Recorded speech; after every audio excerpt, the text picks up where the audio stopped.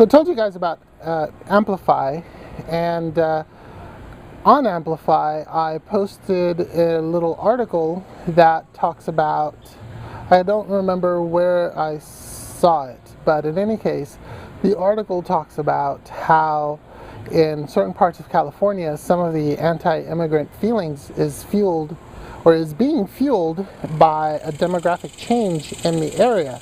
I'm here in East Austin, and for those of you not familiar with Austin, East Austin is predominantly a minority neighborhood, for lack of a better term. There are a lot of people of Mexican American descent and ascent. There are also, in certain parts of East Austin, a large population of African American folks as well. So back in the late 90s, early 2000s, right around then, there was a demographic change in this area.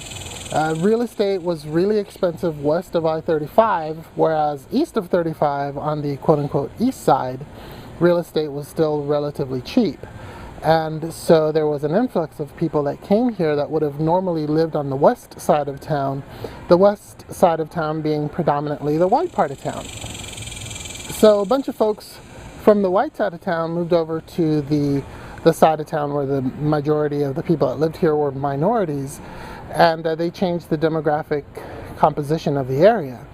And so I thought that was sort of an interesting thing that happened here in Austin, and I'd never really thought about what about when it goes the other way around. What if it had been a bunch of the folks from the east side of town that moved over to the west side of town? Would that have fueled a little bit of anti-immigrant or anti-minority sentiments, or, you know, uneasiness of that sort of nature?